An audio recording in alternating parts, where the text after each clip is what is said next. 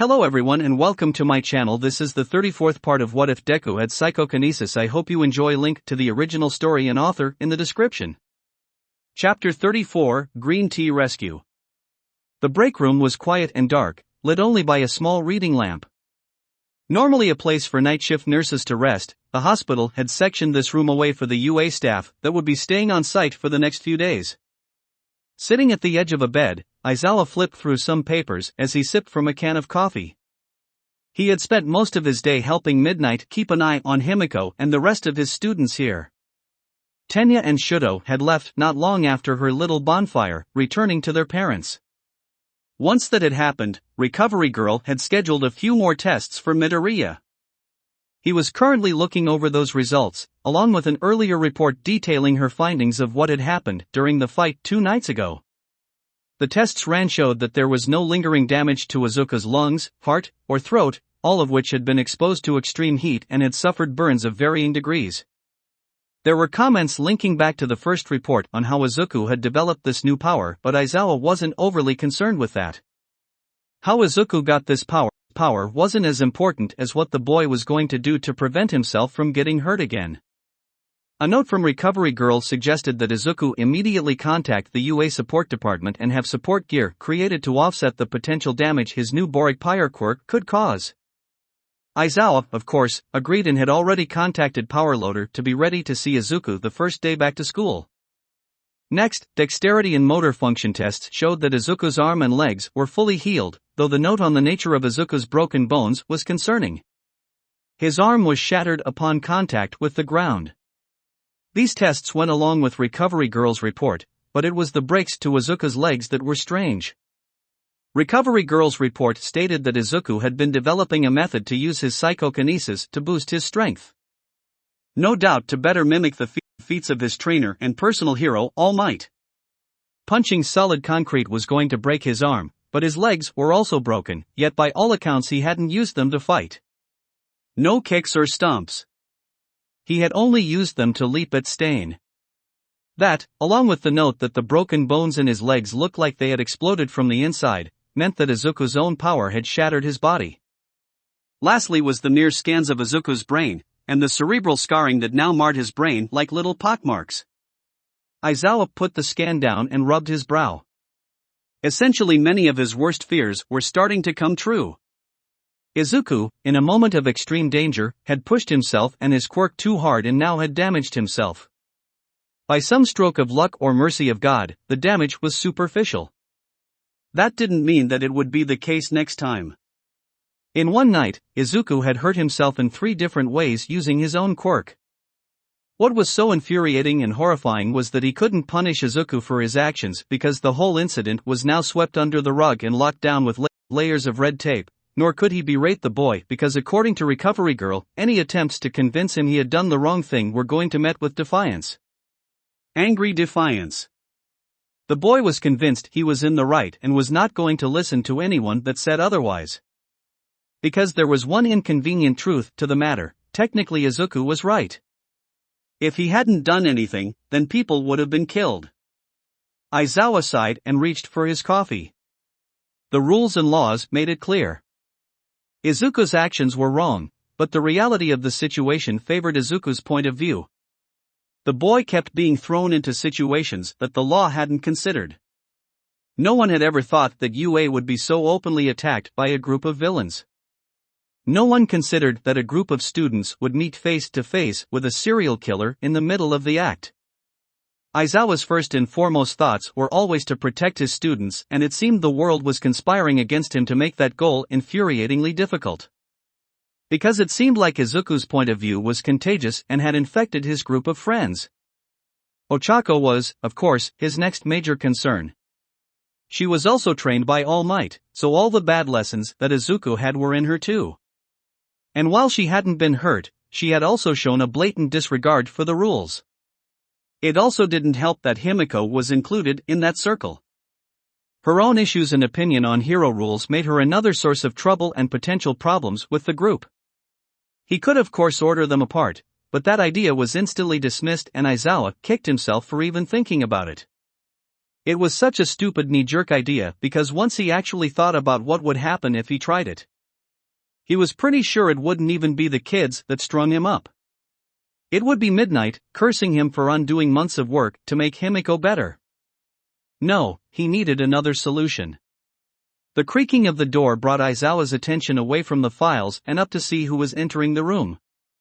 All Might, in his yellow suit and shrunken form, walked in but paused in the doorway upon seeing the other teacher. Aizawa? Aizawa? I'm surprised to see you still up. What are you doing at this late hour? Aizawa held up the file he was reading, making sure Izuku's name was clearly visible. And yourself? I was checking in on young Midoriya and Uraraka. Both are asleep in case you're wondering. At this hour, if they weren't, I'd have to assume they were off getting into trouble. All Might wasn't sure if Aizawa was trying to be funny, or if he actually believed that. Deciding not to press the issue, he closed the door and found a chair to sit down in. The two sat in the room in silence, Aizawa flipping through papers while All Might watched him.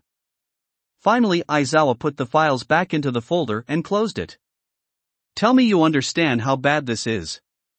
I do. Really? You were right to be worried that the boy would put himself in danger. Unfortunately, I think we're past the point of telling him to stop. All Might said while wringing his hands together. After the incident with Stain, I doubt he'd even listen to me if I told him to stop. Are you serious? All Might nodded. You're aware of how I met young Midoriya and what I said to him after the villain attack on his friend that he got involved with. The sludge villain attack, correct? Yeah. I did a little more than just reward young Midoriya for his actions. Back then, I was so worried about my time limit that I was beginning to not take action when people were in trouble.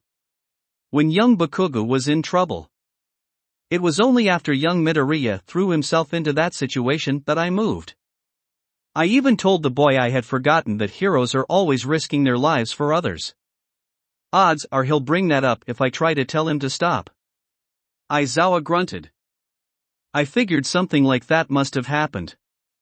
Yeah.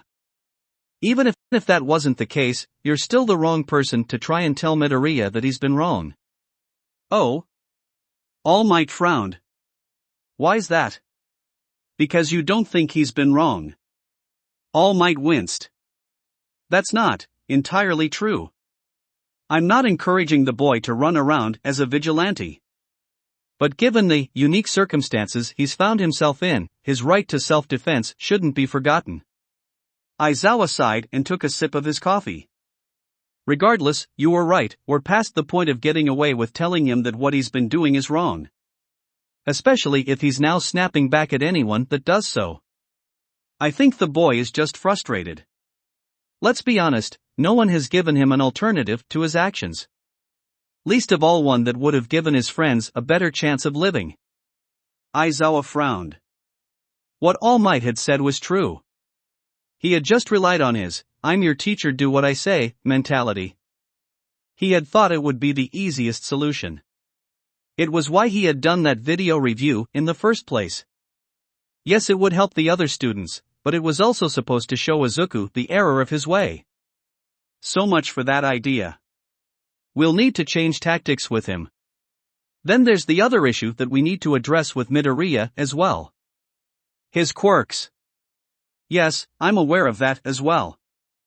It's something I planned on talking with you tomorrow about. I didn't think you'd still be awake. I'm awake now, tell me what you're thinking. Young Midoriya has been in several fights where he's been the weaker opponent. Either because he's been in fights of attrition like the sports festival, or he's been up against opponents that simply outclassed him, like Stain and the League. He's responded the same way by pushing himself and his quirk to dangerous limits. As a result, he's putting himself at more harm than he would just from the fight. And now he has a new quirk that he potentially has no control over. What exactly are you getting at? I want to change how Midoriya is going into these fights. We may be past changing what he's going to do, but we can change how he goes about it. He needs to be able to fight without crippling himself. And if he can do that against an opponent that's much stronger than him, it may help ensure his future issues are more manageable. So once classes start back up, I plan on working with Midoriya to not only get control of his boric pyre, but also master his psychokinesis in a way that he can use both in a fight and not cross the line of injuring himself. Aizawa rubbed his chin as he thought about it. It made sense. Midoriya needed control. He had shown he had it when he faced people on a level playing ground, but once the tables were turned on him he defaulted to going overboard to make up the ground he lost. How do you intend to test if he's achieved this though? The only way I can see is if you throw him at someone that totally outclasses. Oh. It dawned on Aizawa now just exactly what All Might had planned. You're planning on using the final exam as the test.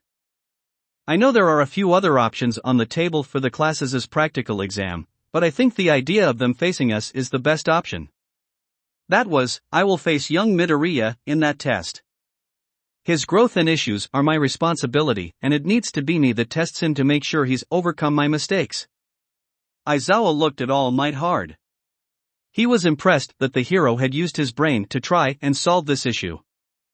I'll put in my recommendation that we move forward with the teachers versus students idea then. There are other issues this test type will be able to address as well. Also, if we go with this test method, the students will be paired up. Even if we teachers are handicapped, it would be too much to expect a single student to be able to pass any practical exam against a professional. So if there are going to be pairs, I intend to make the most of that as well. Any objections? All Might shook his head. None. I assume you already have an idea on teams then? Midoriya, Toga. Please come to my room. Midoriya, need to talk. Midoriya, JST us. Izuku gulped as he pressed send on the private chat message and then slipped his phone away. It was still early in the morning, but he felt like he couldn't wait any longer. There were things he needed to talk to Himiko about. With Tenya and Shuto gone, it finally gave him the privacy he needed. Sitting on his chair, he took a few steadying breaths to calm himself. He had already decided he needed to have this talk, especially after Himiko had opened up just a couple days before. Okay, Izuku. Time to do this. You decided you were going to be different from All Might, so now's the time to. A quick series of knocks from his door jolted him from his thoughts. Glancing down at his phone's clock, he blinked in surprise. It hadn't even been a full minute since he had sent the message. That was fast. Getting up, Izuku opened his door and was greeted with quite the sight. It was Himiko, but in a very disheveled state. Her hair buns, which even at the best of times weren't exactly well kept, were even worse. They looked like she had grabbed her hair, tied each one into a knot, and called it a hairstyle. Her hospital gown was backwards, and she was missing a slipper. Even her eye patch wasn't put on right, only halfway covering her blinded eye. She was also breathing heavily, making it obvious that she had run all the way from her room to his. Still, even in her state, her eyes sparkled with excitement and she had a smile that was equal parts joyful and terrifying. Here I am, Izuku. She said while she pumped her fists up and down as her exuberance overflowed. What did you want to talk about? Izuku was suddenly at a loss for words. Of course this wasn't something new when it came to Himiko.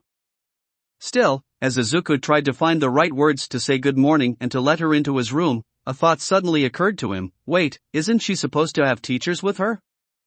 Toga. Hold on a second. Young Toga. All Might and Midnight came barreling around a corner, both in civilian clothes and looking like they hadn't had their morning coffee yet. Himiko yelped and rushed past Izuku before turning around and grabbing onto his shoulder as she hid behind him. Suddenly, Izuku felt like he was being used as a human shield. All Might? Why is All Might chasing you? He was filling in for Aizawa to let the man have a nap. Midnight skidded to a stop and glared past Izuku. Toga. What are you doing? You can't just leave like that. Oh. She didn't ask to be able to come see me. Himiko peeked over Izuku's shoulder. Izuku said he wanted to talk. You think I'm waiting around for your old self to put on her face? I'm not making him wait hours. Midnight growled and Izuku really wished he could move. He was in the danger zone and did not like it. All Might, sensing the threat to his young protege, moved to defuse the situation. Now no harm done. Why don't we go down to the cafeteria and the two of you can talk over breakfast? We could also grab young Uraraka and see if she would like to join. Himiko pouted. Izuku said he wanted to talk with me. Just us. All Might raised an eyebrow and looked at Izuku quizzically. Midnight rubbed her forehead. Fine. You two can have your little secret rendezvous while we get some coffee and breakfast. Also, Toga, you need to get dressed. Izuku shifted his weight from one foot to the other. I wanted to talk with Toga alone. Just us. In my room. Himiko chirped and Izuku could feel her start to vibrate behind him. Midnight's drowsy and annoyed expression vanished as that woke her up. Her eyes were wide and she looked between the two. Wait, is this an actual secret rendezvous? Himiko squealed and Midnight shook her head. Yeah, there is no way that's happening. She'll eat you alive and I don't even know if you have the proper education for this.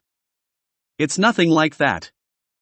Izuku quickly corrected, though he wasn't entirely sure what connection Midnight was making between rendezvous and proper education. He knew it wasn't anything like he had planned. I just really need to talk to Toga. Izuku looked at All Might. Alone. Please. Young Midoriya. What is this about? All Might asked slowly. It's about something Toga said when she was talking about her past. I need her to tell me something, and I need to tell her something. What Izuku said was technically the truth and it was all he was comfortable saying in front of Midnight. Izuku wasn't sure if All Might got the full message, but after a few moments, All Might sighed and put a hand on Midnight's shoulder. Let's go get some coffee. Midnight looked up at him, surprised. All Might? I can't just dash. Tartarus isn't here. Besides, you're always talking about how you trust young Toga, and how others need to have more of that. Well, let's leave them be while we go grab a cup. It'll only be a few minutes.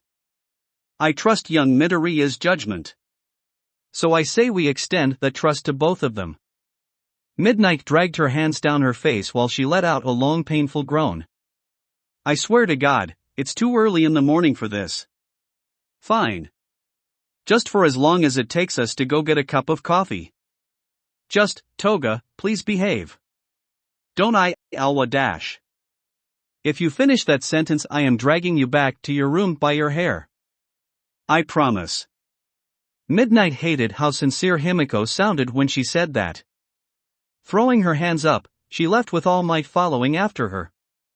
When they turned a corner and were out of sight, Izuku let out a long sigh and relaxed. Closing the door behind him, Izuku walked back into his room and found Toga waiting for him sitting on an empty bed and watching him carefully. Her earlier exuberance had mellowed considerably and the look of careful uncertainty she was giving him was off-putting. He preferred when she was smiling. I guess I did say I wanted to talk about some unappealing things. Toga, I'm sorry if I kinda got you in trouble. I should have sent a better text to get you over here. And I forgot you've had to be escorted while you're here.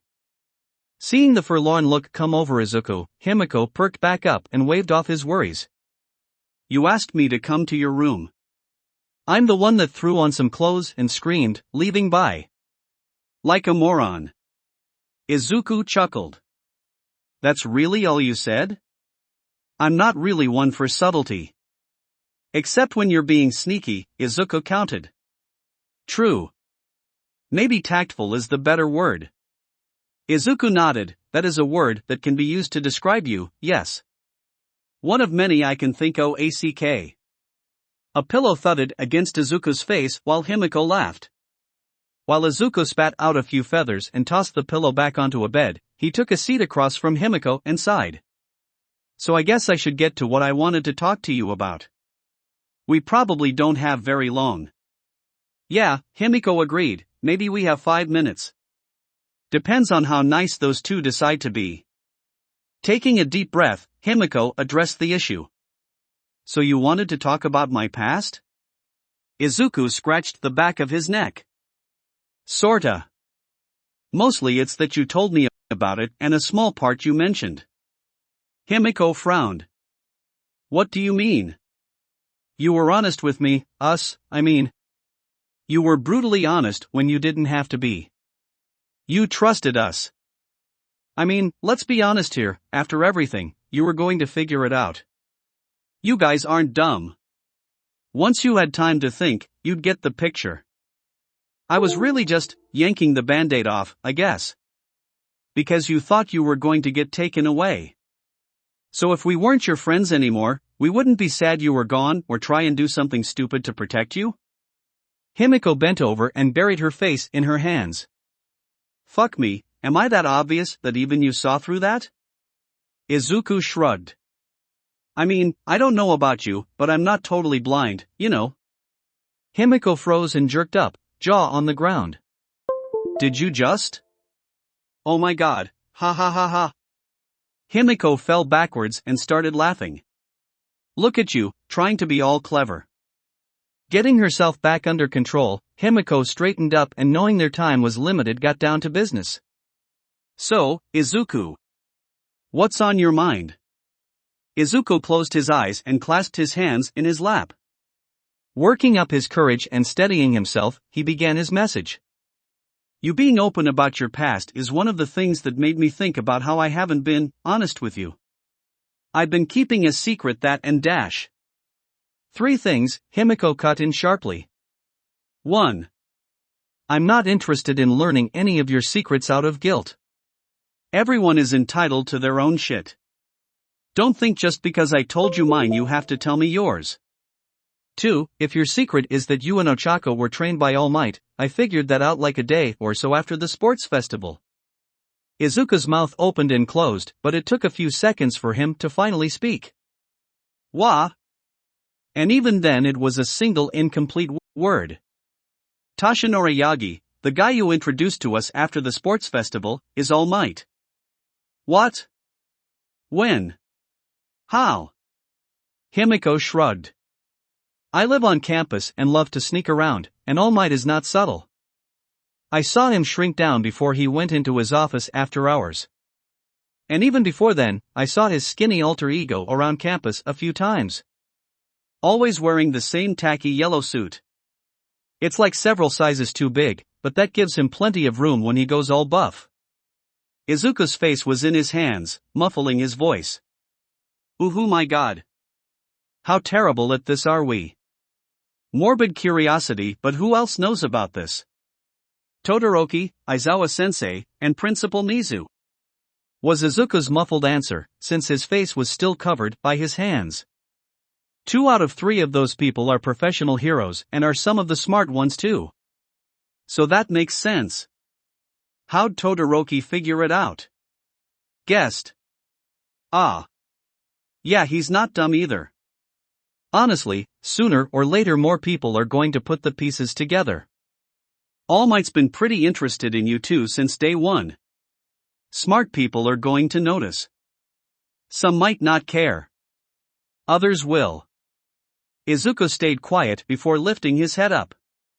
What was the 3rd thing? Oh that? I know who you are, Izuku. You're a good person. Like, a ridiculously good person. If you are keeping a secret from people, then there's probably a damned good reason. I bet you just wanted to be like everyone else in class and avoid any special treatment or extra attention. Not a crime, and totally understandable. That's part of it. Being trained by All Might is part of the secret but not the main secret I want to tell you. Himiko shook her head. Do I need to bring up point 1 again? I'm not interested in learning stuff because of guilt. That's not the reason I want to tell you, Himiko blared at Izuku and he shifted around in his seat. That's not the only reason I want to tell you. I admit I'm nervous about this. A part of me wants to keep this to myself because what I know is dangerous. Himiko rolled her eyes and Izuku frowned. I'm serious. And you want to tell me this dangerous secret because? You're smarter than me. Wiser than me. That was not the answer Himiko had been expecting. She was stunned and Izuku just kept going. Toga, you know more about the world, the dark side of the world than I could even guess at. All Might can teach me how to see the world as a hero, but your point of view, it's so unique. Himiko frowned. Why does it sound like I'm getting pitched at? Like you're recruiting me for something? I suppose that's one way to see it. I am on a mission, I guess, and I need help. And I think you could help me. Himiko was at a complete loss. Mission? The hell are you talking about? Toga, you said something the other day. About Stain saying All Might casted a dark shadow. You remember that? Himiko's frown deepened. Izuku, that is something you don't ever need to concern yourself with. That's some dark shit that you don't know anything about. All for one. Faster than Izuku could blink, Himiko was off the bed and had closed the distance between the two. She grabbed him by his collar and forced him to look her in the eye. While he was still calm, she was in a panic. How do you know that name? That name should have never ever left Izuku's mouth. It was a name that even the most horrible people in the underworld spoke in fear. Even Stain was cautious when the topic came up. All these horrible people tiptoed around that name and Izuku had just dropped it out of nowhere.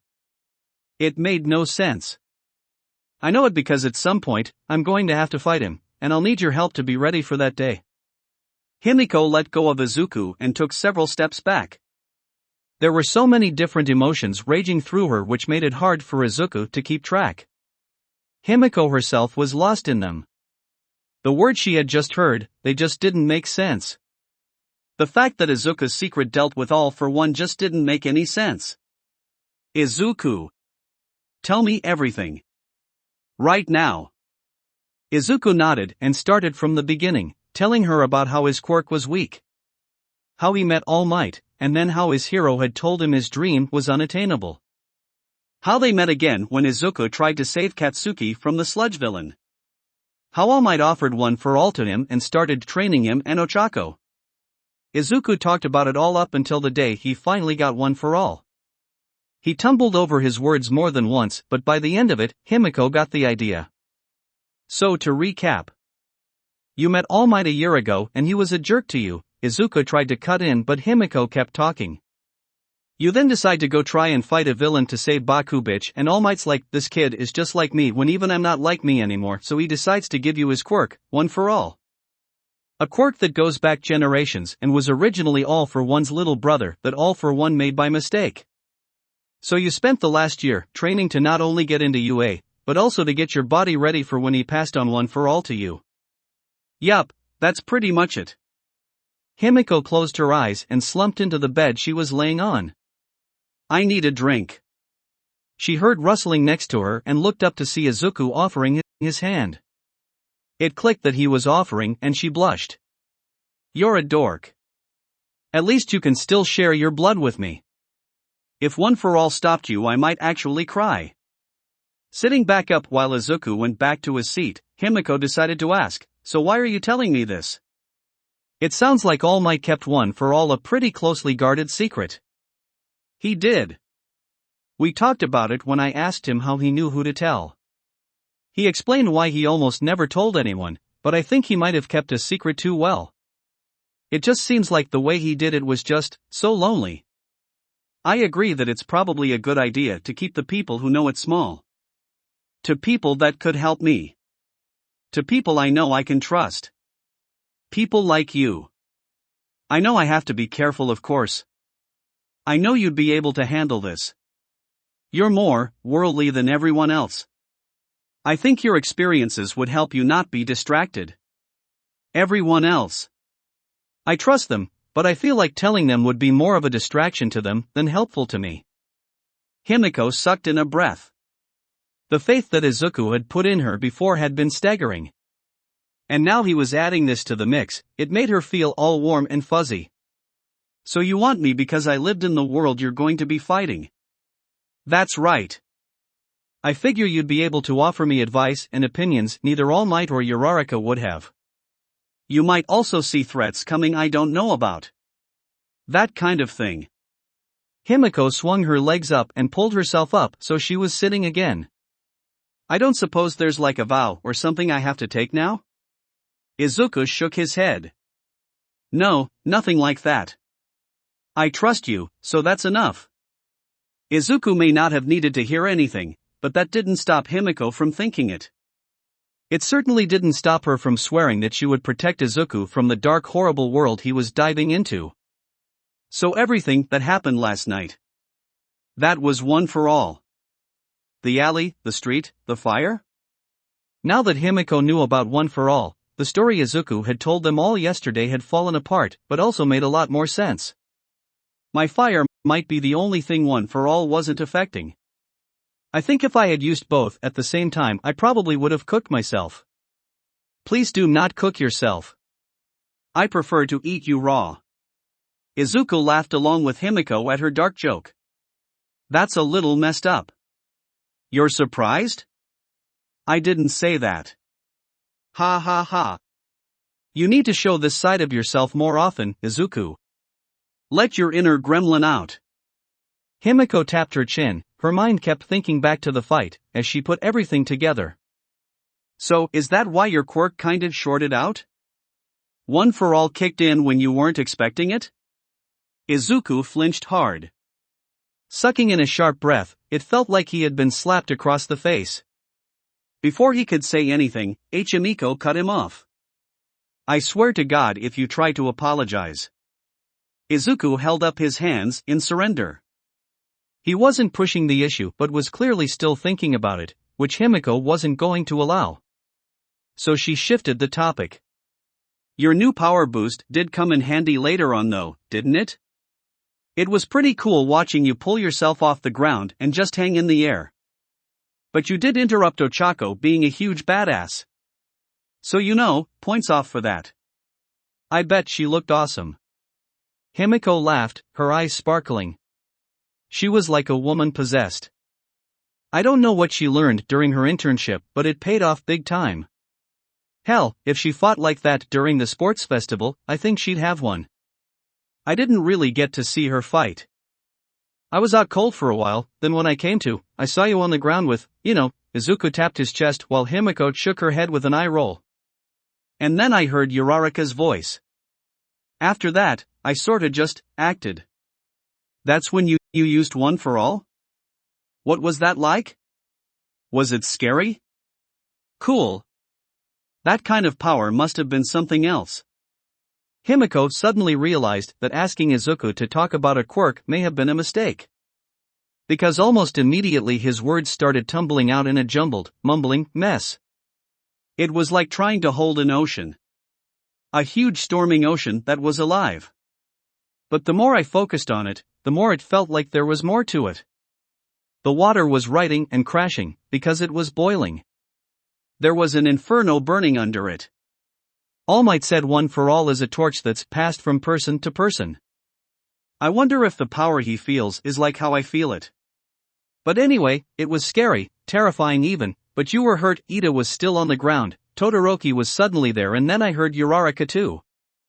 All my fears of my power meant nothing next to all that. The thought that I'd lose someone I loved was just too much. So I dove headfirst into One for All and just let it consume me. At that point I didn't really care what happened, I just knew I wanted to make Stain go away. It was all instinct. I blocked out everything else. I picked myself up because I needed to see what I was going to hit. My body wasn't working but my mind was, and that's where my quirk is. After that, I could feel my body again and all I knew was I wanted to hit Stain. I guess at that point, I was already letting One for All run through me. I shifted its power from my quirk and into my body. I kicked off with my legs and then filled my arm with it. Which felt weird. Kinda like my legs and arm were each a balloon and One for All was the air being pumped into it. I kept pumping more and more into each. I guess I pumped too much because everything went pop. Of course, for my arm, it also didn't help that I went and punched solid concrete. But it's also lucky I didn't actually punch Stain. I wanted him gone, but I don't know what I would have done if I had actually killed him. But back to the topic of how it felt to have won 4 dash. Himiko laughed. She laughed and laughed. She had started laughing in the middle of Izuku's ramble and was still laughing when he finally noticed. She was laughing so hard he saw that she was in tears. Rolling onto her side, she pointed right at Izuku. "You don't even know what you just said. Do you?" Izuku blinked. "Huh?" His complete confusion made Himiko laugh even more. "Nope. No way in hell do you know what you just said. You're not a red, broken mess yet." When Izuku was still confused, Himiko shook her head. "Replay everything you just said. Go on." Himiko watched as Izuku started to go over what he had been saying. She could see the gears in his head spinning away. She could also see the exact moment when those gears came to a cataclysmic stop. Izuku's whole body lurched and his face went neon red. His breathing became erratic, sucking in deep breaths through his mouth and expelling them through his nose, along with some puff of smoke. Himiko was literally watching Izuku break down and overheat, and it was hilarious. It had her in stitches. It had her in tears. She wiped at her cheeks a few times to dry them. "Boy oh boy, just wait until Ochako hears what you just sighed dash." "No." The laughter in the room vanished, sucked away so fast that Himiko was left with whiplash by the tone shift. She was left in utter shock at the absolute terror in Izuku's voice. Sitting up, Himiko got a good look at Izuku and was left speechless by just how terrified Izuku looked. His skin had gone sickly pale and his whole body just reeked of fear. It was wrong. Every single thing she was seeing was just wrong.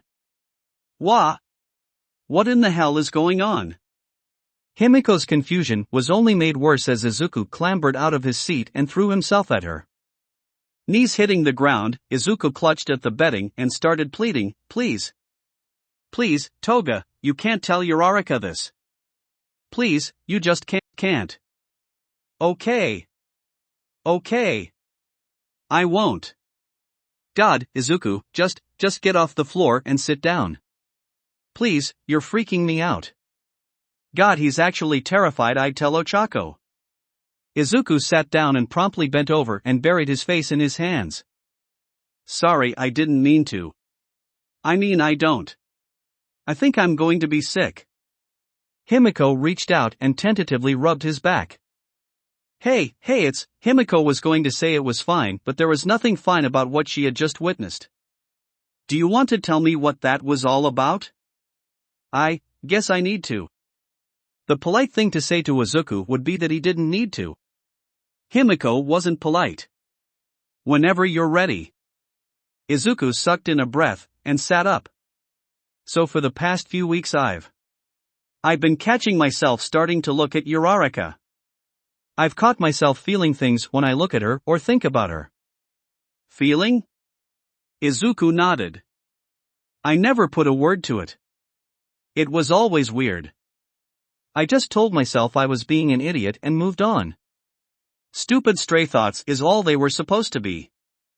Just now though, that was the first time I ever put a word to the feeling, and it was the worst possible word I could use. I can't take it back now." "So you just figured out you're in love, and that's bad?" "There has to be another explanation. This would be just too."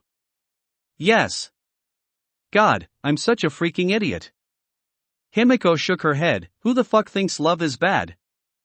Being in love is one of the best feelings in the world. Izuku, you're going to have to walk me through this one. Because I'm lost." Izuku huffed. "Chances are I'll not only be destroying our friendship, but I'll also become a distraction for her. Toga, she's here to become a hero for a reason. She doesn't need me getting in her way. She'd never forgive me for getting in the way of her dream. And I'd never forgive myself. Toga, Uraraka was the first person to be my friend in years. I grew up with nobody. Her friendship is a miracle and I can't lose that. You're not giving her enough credit. I really don't think she'd be upset hearing this." Izuku just shook his head. "I'd still be nothing but a distraction though. And I respect Uraraka too much to ever become that.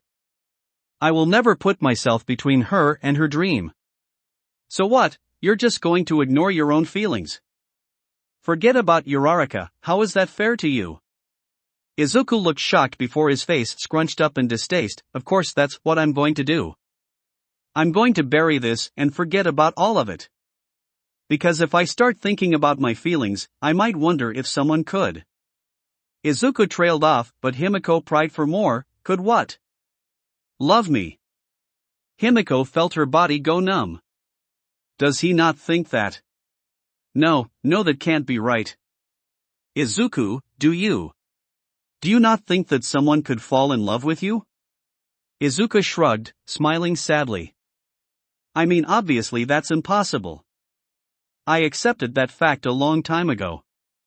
There's no one out there that's going to have a crush on me or anything like that. That kind of stuff is for romance novels or bad fanfiction. The reality is I'm lucky to have friends. Uraraka, you, everyone else, that was a miracle. If I start thinking I could have more than this, that kind of selfish greed is only to get me hurt. Love, that's just not something I'll ever know. And it's fine, really. I'm fine with that. I just have to make sure my own feelings don't make me forget that. Because if I do, if I actually believe someone could love me, and then reality comes crashing down. I don't want to feel that. I don't want to hope that someone could love me and then learn they don't. Izuku looked so sad and so accepting of his situation. Every word he said he believed was the truth and he had no desire to question it. He truly felt it was impossible that someone could love him. To hold any kind of romantic feelings for him. He was so sure that even his own feelings were treated as a threat to his safety. He grew up with no one and now that he had people the fear of rejection was too much. He would bury his feelings of love and be grateful for the bonds he did have. It all made sense to Himiko. Izuku was so emotionally stunted from growing up with no friends and a father that had rejected him, his every action up till now made perfect sense. And the actions he was willing to take going forward made perfect sense. And she hated it. It filled her with such a fury. She hated that Izuku, her hero, the boy that changed her destiny, could feel like this. She hated it. Hated it. And she would be damned if she let this kind and gentle soul continue to think he was incapable of being loved. But words would not be enough. Not against feelings as deeply rooted as these. Words could be dismissed. They could be called acts of kindness without any real meaning or intent behind them. She couldn't use words to reach Izuku. Or at least not words alone, it would take action. So Himiko acted. Reaching over, Himiko brought one hand up to Izuku's chin and turned his head to face her. While Izuku's big green eyes widened at the intimate contact, Himiko cupped Izuku's cheeks with both hands, leaned forwards and kissed him. Himiko had often fantasized about what her first kiss with Izuku would be like. Hungry and wet. More devouring than a show of affection. There'd be tongues wrestling for dominance, and more than a little lip biting. The kisses she imagined were more sex-fueled frenzies. Something to do while clothes are getting ripped off. This kiss was nothing like that at all. The moment her lips touched Izuku's, she felt him jolt. His whole body went stiff, but he didn't pull away.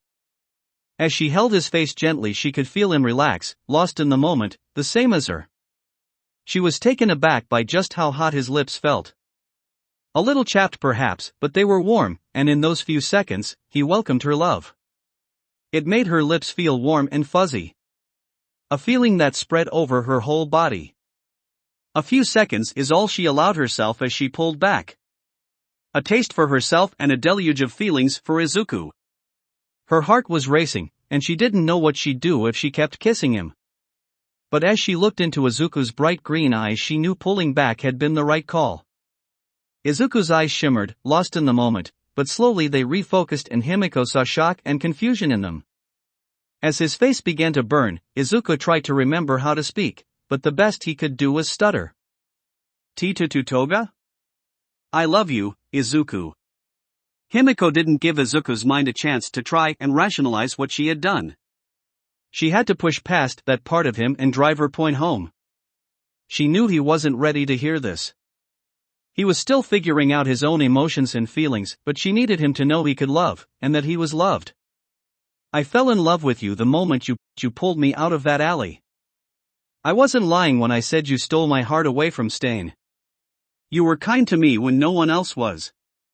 You saw me as a person when I was still a monster. You looked at me, you heard my secrets, and instead of pulling back, you offered yourself again and again. You hear I need blood and you give it. You see me in trouble and you rush to my side. You are kind, you are good, and damn it, Izuku, you can be loved because I love you. I don't. Izuku looked completely lost. I don't know what I'm. Himiko had just shattered his worldview and Izuku just didn't know how to deal with it. It was just too impossible, it was just too much. Too many emotions rushed through Izuku as he began to shake from the shock. Himiko wrapped her arms around Izuku and pulled him into a hug, resting her chin on his shoulder so her buzzing lips were next to his ear. She gently shushed him and worked to calm him down. Shh, it's okay. You don't have to answer me. You don't have to say anything. I know you can't yet. It was too soon for me to confess since you're still figuring out your own feelings, and that's alright. You need to figure out what love is for you. So don't try and answer me. I just needed you to know just how wrong you were, Izuku. Understand? You are loved. She could feel the shuddering breath inside Izuku build up as he worked to keep himself under control, to keep himself from crying. Izuku's mind raced as he tried to think about what to say, about what he could say. He thought about everything that had happened up till now since he had met Himiko. The joke and the teasing. Himiko chuckled. That's called flirting, Izuku. Granted, I'm a little more aggressive than the average girl, but when I see something I want, well, she shrugged and licked her still buzzing lips. I don't mess around. Izuku did the only thing he could think of in response to that statement, while not overheating at how intoxicatingly arousing Himiko was when she had licked her lips. He nodded. A lot. As he nodded, something suddenly struck him. His eyes went wide and the pink blush that had dusted his cheeks and had made his freckles stand out so spectacularly faded. Oh my God. Himiko, who had been hoping Izuku was getting back to normal, was startled as he started to panic again. Izuku? You just said that you, Izuku couldn't form the word. That I love you. Yeah? How could I be so stupid? Izuku grabbed his head angrily while Himiko was desperately trying to keep up with the random mood swings. Izuku, talk to me. You just said that, while I'm sitting here talking about Uraraka. Oh. How could I be so insensitive? God, Toga, I'm so sorry. Hey, it's Phi Dash. Saying I was in love with Uraraka. How could I have made such a horrific mistake? I'm so sorry. See, nothing good will come from me feeling love. It's all just a dash. Himiko's hand latched onto Izuku's jaw, as she shut it with a vice-like grip, shutting him up and making him look at her. Her smile was gone and Izuku was quickly coming to the realization that he had done something to really piss Himiko off. She was very scary when she was mad. Let me make one thing crystal clear to you, Midoriya. The use of his last name, especially coming from Himiko, sent a shiver down his spine. It was not unlike when his mother came looking for him when she was mad, which was not very often, but when it did happen, Izuku usually defaulted to run and hide. Never, ever, call love a mistake in front of me again, and don't you ever say you're sorry for loving someone. Love is beautiful. Beautiful. Love should be embraced and celebrated. I won't stand by and let anyone, especially you, talk like that. Himiko blinked a few times and then let go of Izuku. Moving back, she folded her hands into her lap, while Izuku was still left in place, too stunted to move. Never apologize for how you feel. Don't hide from it, don't reject it. Nothing good comes from that. Your feelings are part of you, Izuku. Reject them and you'll only make things worse. I don't know what I'm supposed to do, Toga. All of this, I can't. Izuku started wringing his hands together, pulling at his fingers anxiously. You, Uraraka. When I look, I feel dirty. I don't know anything about this. I've never felt like this. Never thought I could. It feels wrong, but right too. Ann. What am I supposed to do? He really has no idea how to handle this. It never occurred to him that he'd ever feel love. Fuck, that's just so fucked up.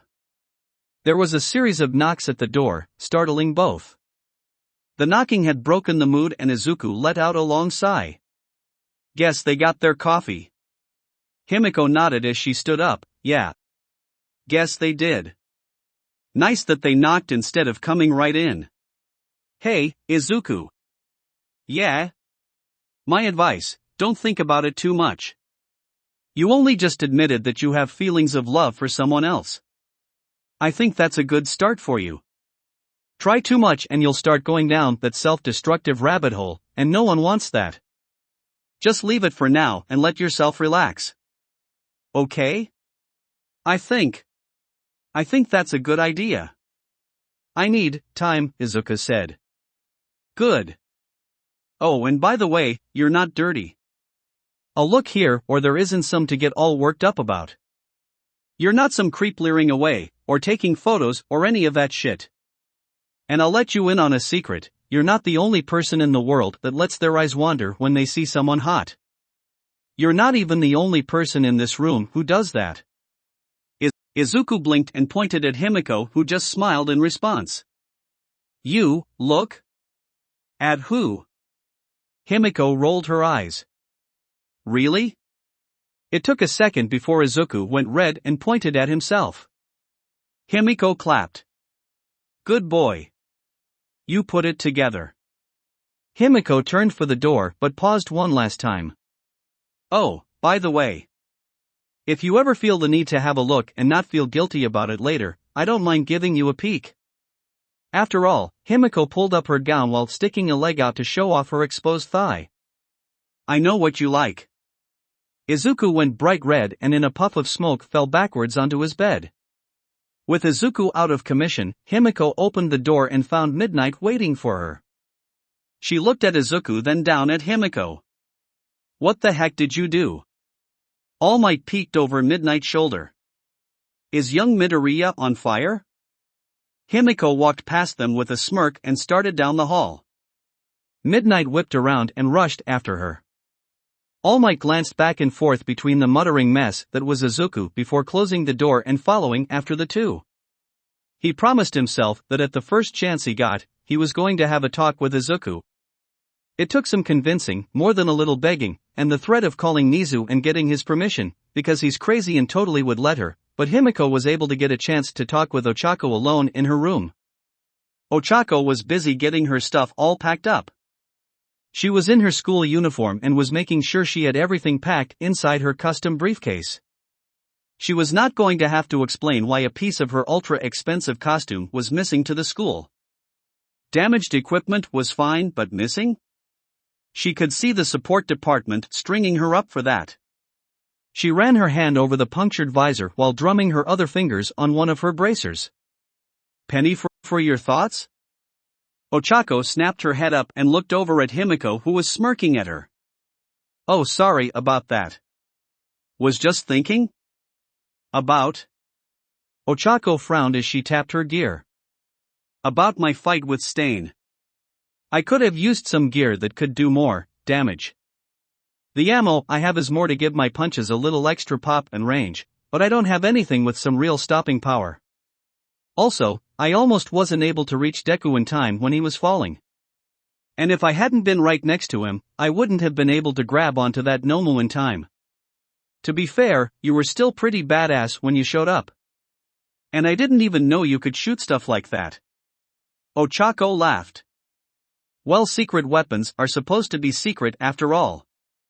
Himiko blared at Ochako evenly. You weren't planning on trying to surprise me, were you? Ochako found the ceiling very interesting as she whistled a little tune. "Oh you bitch," Himiko said with a laugh. "So, it sounds like you'll be visiting the support department when you get back." "Yeah. I have a few ideas I'd like to see if they can make for me. This week has been pretty inspirational all around. I think I'd like something that could help me save several people at once." Himiko raised an eyebrow. "Sounds like you saw something pretty specific you want." Ochako nodded. "You gonna tell me what you got planned?" Ochako smirked evilly. "Now where would the fun be in that?" "Oh you bitch." Both girls laughed for a bit before Ochako closed her briefcase and snapped it shut.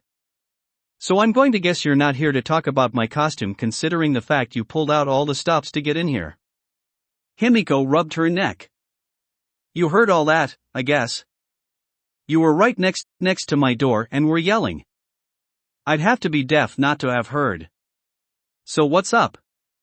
What did you want to talk about that couldn't wait until I was saying goodbye to you guys?" "So about that," Himiko began, "me and Izuku talked." Ochako turned to give Himiko her undivided attention. "Oh? What about? If it's a secret don't tell me. I'll let Izuku spill it on his own. He can't keep secrets very well under pressure."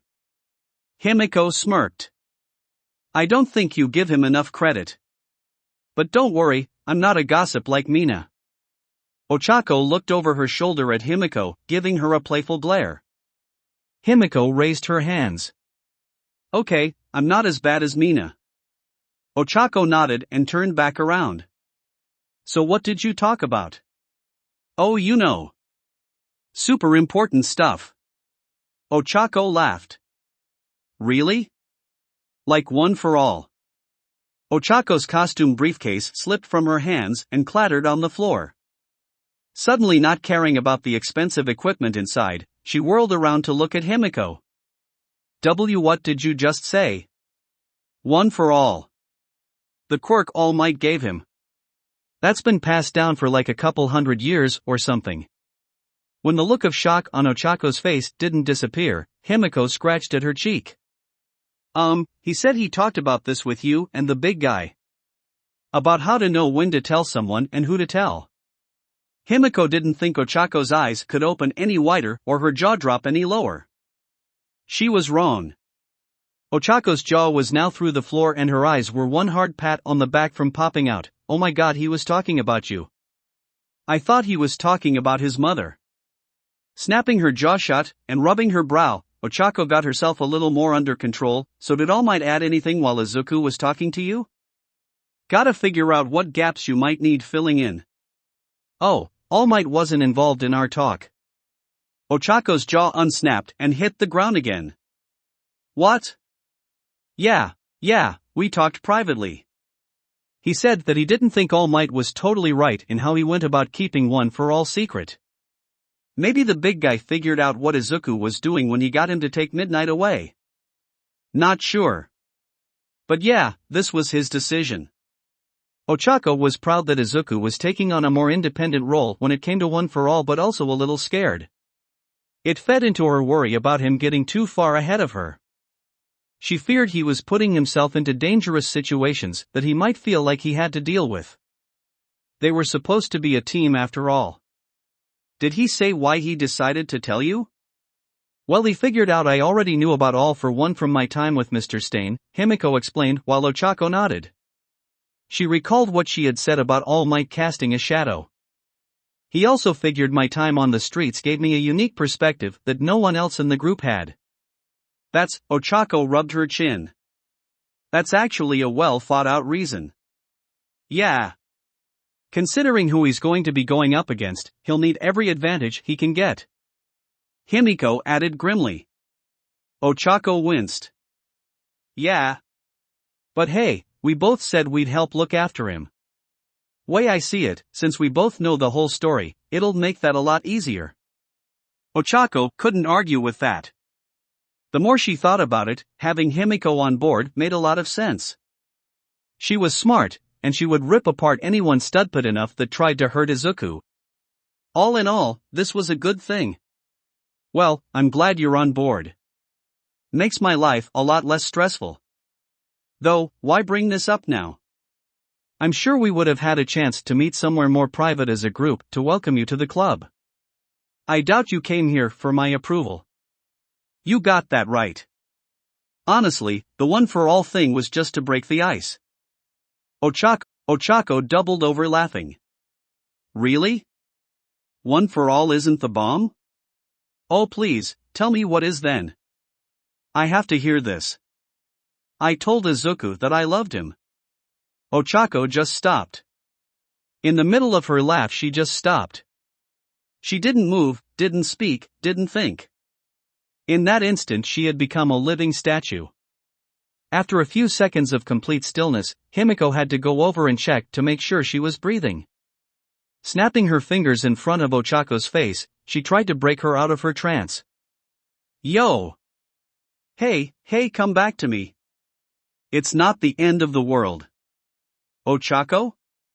Light returned to Ochako's eyes as she glanced up at Himiko standing over her.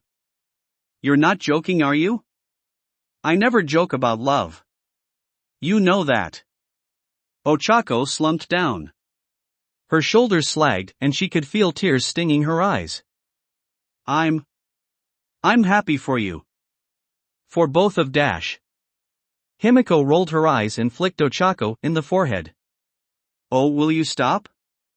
He didn't say he loved me back. He rejected you? Ochako was relieved to hear that, but at the same time she found it hard to believe. He didn't do that either. Ochako's face said it all before she could even say anything. She was utterly baffled and confused. Wait, what exactly happened? Because that makes no sense. Look, here's the deal. Remember when I told you I didn't think Izuku was ready for a confession? Ochako nodded. She could recall their conversion after their sports festival fight very clearly. Well, I was right. He wasn't then, and he wasn't ready now. He didn't answer me because he couldn't answer me. Then why did you tell him? Himiko held up a finger. I told him because he needed to hear it. Ochako, I can't stress this enough, he needed to know that someone loved him. So after I kissed him I dash. Kissed? Himiko chuckled. Oh, did I forget to mention that part? Ochako made a strained nose in the back of her throat in response. You mean another kiss on the cheek like you gave us? Right? Nope. That was a thank you kiss for standing up to those guards. The one I gave Izuku was way different. Ochako shook where she sat, her face getting redder and redder. Himiko wasn't entirely sure if it was embarrassment or anger. Though, if she was being honest, it was probably both. You're not going to chuck me out a window, right? Sighing, Ochako waved her on. Just, keep talking. Please. Right. So like I said, he needed to know there were people out there that loved him because guess what, he didn't think there were. Ochako looked shocked at that, and hurt. Himiko quickly continued. Now I'm pretty sure he was talking about romantic love. Not his mom. Not that it makes the whole situation any better. But yeah. When I said he's still figuring out his own emotions now we know why he seems so oblivious. It never occurred to him that someone would be interested in him. Ochako was shocked at all of this, but it did explain a lot, especially when she really thought about it. Considering how Izuku grew up, it all made a certain horrible sense. Ochako's chest hurt thinking about how lonely feeling like that was. The longer she did think about it, the more her blood started to boil. Not because of who she knew was to blame, though that was a part of it, but more at herself, because she called herself Izuku's best friend and she hadn't figured this out herself. Have I been so worried about my own feelings for Deku that I ignored his? How could I be so selfish? Did Deku mention anything else I should know about? Ochako needed to know everything that Himiko knew. She was not about to let Izuku keep feeling so alone. Though exactly what she was going to do about it was a mystery. Ochako was so lost in her own head that she missed Himiko flinching at her question. She even missed Himiko swearing under her breath before she finally spoke up. And no. Not really. Though, I don't think Izuku really planned on me talking with you. So maybe we keep this on the down low. Just between us? Ochako nodded. Yeah. I suppose that's fine. He'd probably get suspicious if I suddenly went to go talk to him about being in love. Things could get awkward, and I don't want him to get mad at you. Himiko frowned. You could go tell him you love him too. Ochako shook her head, looking down at her hands as she wrung them nervously. God, I can't do that. Not with everything on his plate and his own feelings all mixed up, and especially after you told him how you feel. All I'd end up doing is making things worse for him. I won't do that. So you're going to wait? Ochako nodded. After everything that's happened. It's made it pretty clear to me that I have to wait. There's just too many things going on right now. Himiko looked down at Ochako, her silence making Ochako look up. Ochako wasn't really sure what she expected when she looked up at Himiko, but what she was definitely not on her short list. Himiko looked like someone who had just made up her mind about something. She looked determined. Committed. She was also looking right at Ochako. So much to do and so little time to do it, huh? Yeah. More or less. When I think about all that Deku's going to have to do, I want to support him. Help him. Not trip him up. You know? Himiko closed her eyes and breathed in a deep breath that she slowly let out. You know, Ochako? I've had a lot of time to think, being cooped up in this hospital. A lot of time to re-evaluate what I'm doing. What I want. What I've done. All that jazz. Oh. I've realized that I almost died. Ochako nodded while Himiko continued on. You almost died. Izuku almost died. Everyone almost died last night. We all almost died and we're only just in our first year of high school. Hell, we're not even past our second month yet. It was a sobering thought. One that Ochako would be giving a lot of thought to if Himiko wasn't inching closer and leaning over her. You're right that there's so much to do. So many things need to get done, it's a little overwhelming. But when you think about it, another way to look at that is that there's still so much we haven't done yet. So many things left to do, to say. Things we might have never gotten a chance to do if we had died. That's a fair point. Ochako gulped as Himiko leaned forward so she was at eye level. Suddenly she felt like she had the full attention of a hungry predator. Which was strange because it's almost how she imagined Izuku felt when Himiko was in one of her friendly moods. Hell, take me for example. It kinda hit me that I've fallen in love with everyone that's ever saved me in an alley and... Himiko pressed forward, pushing her hands into the bed on either side of Ochako, while Ochako had to lean back onto her elbows. Himiko had practically crawled onto the bed, and was now over Ochako. I still haven't told my savior that I'm head over heels in love with him. The intimate closeness was making Ochako's heart race. She was sure she was blushing too.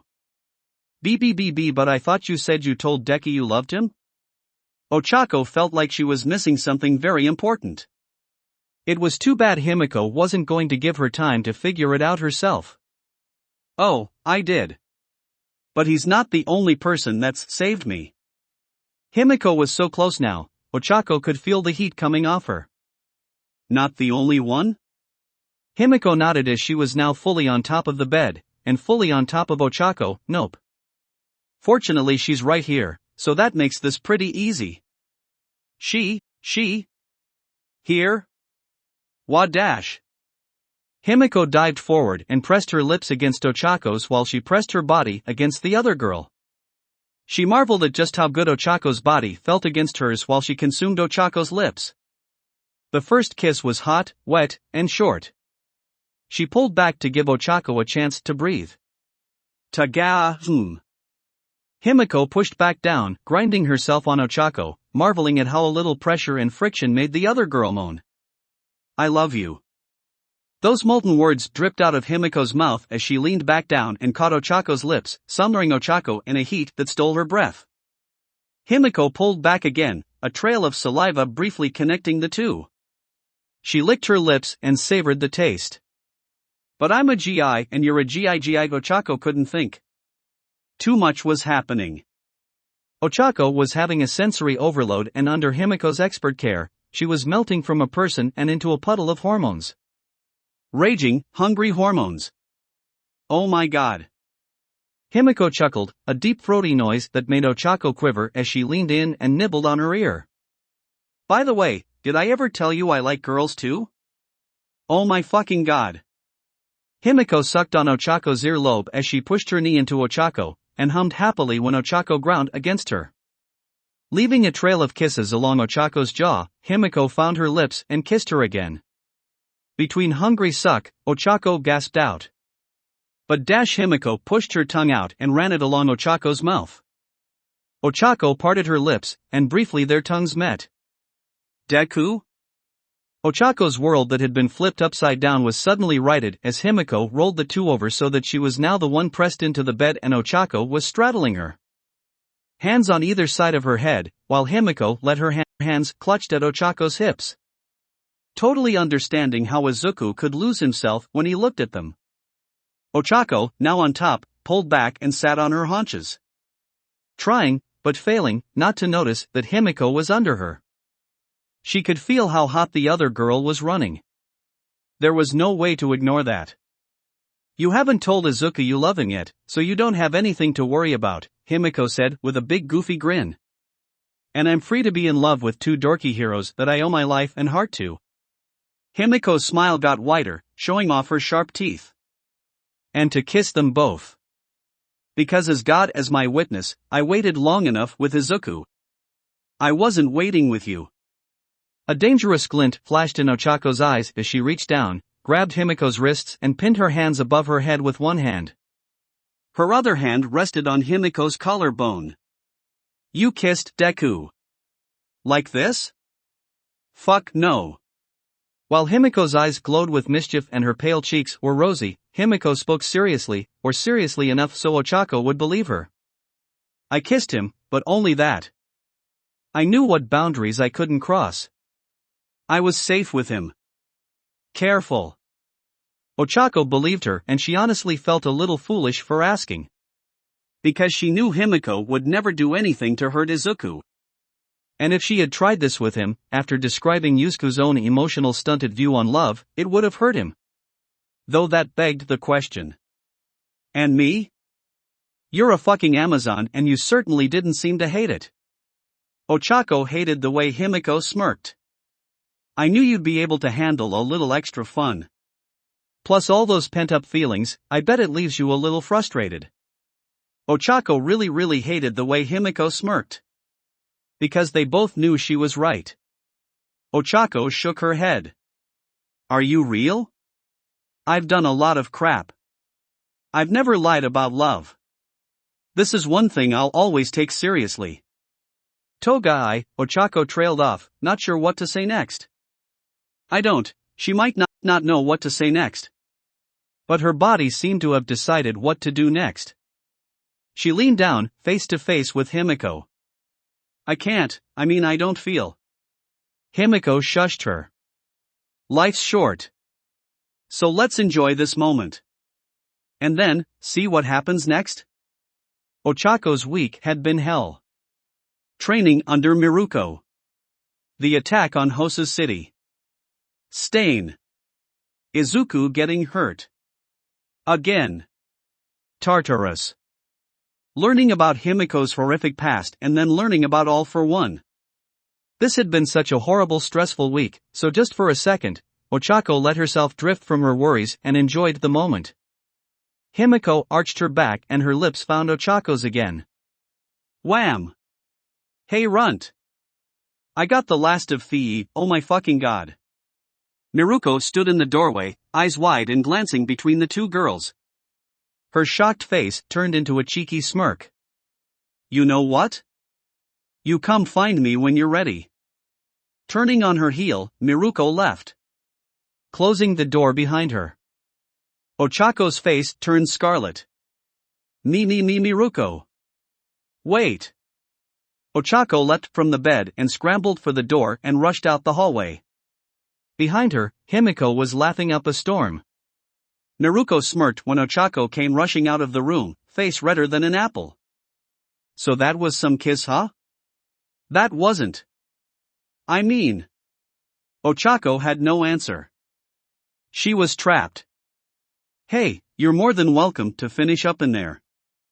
Ochako sputtered. That's not.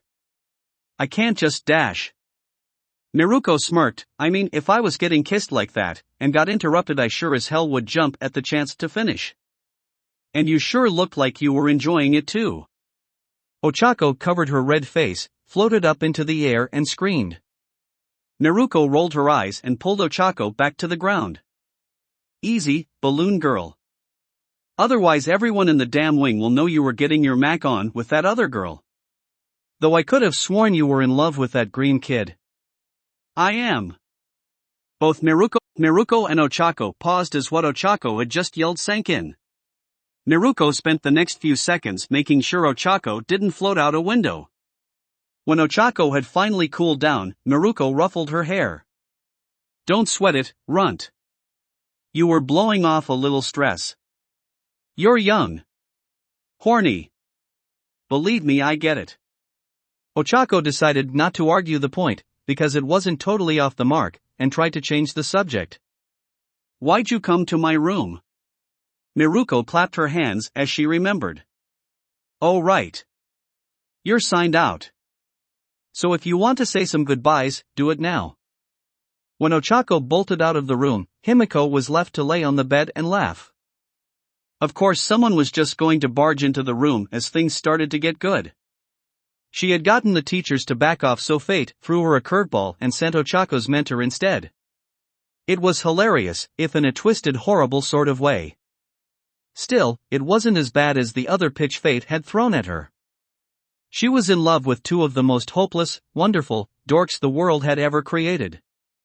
Two dorks that were in love with each other but couldn't tell. Izuku had been so certain no one could love him he was too afraid to look for the signs. Ochako, so blinded by her responsibilities to herself and Izuku that she couldn't tell the boy loved her, so she wasn't willing to even confess in fear of the distraction it could cause. And of course neither of her crushes seemed to feel the same way about her. Of course she could push the issue. Ochako seemed open to at least some physical fun, and she was sure Izuku would latch onto any and all emotional love and support she gave him once he accepted it. Himiko frowned at that. It didn't really sit right with her. She loved them, but she also loved that they loved each other. Pushing herself onto them now, it made her worried she might come between them. Which she was not going to do. She loved them too much to risk that. So if getting to them first isn't the answer, maybe I should go about it the opposite way? Himiko smiled. A wide manic smile. That's it. There's no way those two are going to confess to each other anytime soon. There's too much shit screaming in their heads that they can't even hear their own hearts. But I hear them. So it's my responsibility to fix this mess and get them together. Himiko squealed, kicking her feet in the air as she bubbled over with excitement. She would help Izuku and Ochako tell each other how they felt. She would make sure they got together and were happy. And then once that happens, I'll find me a spot next to them, and then the three of us will be one big happy family. Images of her kissing both at the same time. Getting kissed by both at the same time. Touched and rode. Licked and tasted. Tasting and licking. Sandwiched between them or piling on top of one of them. The many exotic fantasies she could imagine made her gasp in excitement. Sprinkled in those moments were other images too. Kinder, gentler images. A shoulder to rest on. An ear to listen. Just the three being around each other. A family. Himiko sighed, she was getting spoiled by their dorkiness. Such mundane fantasies got her just as excited at the idea of all the sexy times she could have with them. Though if she was honest with herself, maybe a little mundane in her life wasn't a bad thing. God, fall in love with a couple of goody-goodies that would consider holding hands to be second base, and I'm already starting to think like a damned normal person. They're rubbing off on me, I suppose that's better than me rubbing off on them. Though, Ochako was kinda already nuts when I met her. She's one bad day away from sending someone to the sun. Himiko laughed at the idea. But ignoring that, what do I do with these two? I suppose the quickest solution would be to go grab Ochako, drag her to Izuku's room, and not let either of them leave before they finally tell each other how they feel. Himiko had to admit, she loved the simplicity of the idea. Then after they had confessed to each other she could make her feelings known. Ochako already knew, so it would really be just letting Izuku in on it. God knowing him, he might try to just put Ochako and me together and bow out because he wouldn't want to get in the way. Nah, the super direct approach isn't going to cut it today. Izuku needs a lot of work before he's ready for this. I need to teach that boy how to handle his own feelings and be willing to be open with Ochako first. Himiko let herself relax on Ochako's bed as she started to plan. She could still be direct, but she had to be careful. She was so caught up in her own thoughts it took Ochako actually nudging her to snap her out of it. Hawa? Toga? Ochako was looking down at her with a slightly rosy-cheeked smile. I'm about to leave. I was going to go text Deku to meet us down in the lobby for a quick goodbye. You want to come with? Himiko nodded. Yup. That sounds like a good idea. I should probably text Midnight and let her know I'm going down there. I get the feeling if I go too close to an exit, bad things will happen. Both exited the room with Ochako carrying her stuff and Himiko typing away on her phone. As they got to an elevator, Ochako slowed down and glanced over at Himiko. Hey, about what happened in my room? Himiko smirked. Just a little stress relief between us girls. I won't talk if you don't. Himiko zipped up her lips as an added flourish before pressing the elevator's call button. Ochako sighed, thanks, Toga. Sorry if I came on a little strong. Ochako snorted as she laughed. A little? Himiko shrugged, but Ochako could see a little relief in the other girl's face. Look, it's not like I didn't like it. It was fun. Just would have appreciated a little warning is all. Well, you were totally kissing me back at the end. And not just when you were on top. Ochako blushed and gave Himiko a playful shove into a wall. You stop. Himiko batted her away with a laugh. Okay, just to be fair, I'll just go back to what I normally do. Like with Izuku. You only have to deal with regular playful Himiko. Thank you, that's all wait. Wait? Wait, what does that mean? It almost sounds like you're planning on dash. Himiko smiled, seductively licking her lips. Oh, come on. You know I like to play with my food. And I just love eating you and Izuku all up. Himiko turned and walked into the elevator, swaying her hips and crooking her finger for Ochako to follow. Come on now. We have to go see Izuku. Ochako felt her face burn as she followed behind. The realization that now she was also going to be a target of Himiko's shows of affection filled her with a strange excited dread. Oh my god, this girl is going to kill me. Can I have your autograph? Izuku held up his notebook and pen excitedly while he beamed at Miruko, who was scratching behind her ear laughing. Behind her, All Might let out a bellow of a laugh while Midnight snickered. You're the kid All Might is training, and you want my signature? Miruko said as she took the open book and scribbled down her name. But you're so cool. You're rising through the popularity ranks so fast, you're a sure win to hit the top 10. Miruko smirked. Well, I am pretty amazing. Behind All Might covered his mouth with his hand as he whispered over to Midnight. Well, she's certainly humble. Are you sure you're the hero that should be saying anything? Midnight snickered. Miruko's ears twitched, but she finished her signature and handed the book back to Izuku, who was bouncing with excitement. Here you go, kid. Thank you. This is so cool. Putting the notebook away, Izuku realized he had a perfect opportunity to ask a very important question. Miruko. Can you tell me what kind of training you did with Uraraka? She's so much stronger now than she was just a few days ago. It's kinda crazy and incredible. The runt? Well, first Miruko started but stopped. She was suddenly hit with the bright idea that telling everyone that she spent most of the days kicking Ochako through various walls probably wasn't the best idea. I helped her unleash her inner animal. Her inner animal? Yup. I helped her forget about hiding her feelings. No more holding herself back. I got her to embrace her aggression and to take what she wants. If you want to win, you can't hold back. So really, it's been all mindset. She's already really strong, Izuku nodded at that, now she's just using that strength to its fullest. No more hiding her feelings. Take what she wants. Unleashed her inner animal. All Might looked from Miruko to Izuku. She's going to eat the poor boy alive.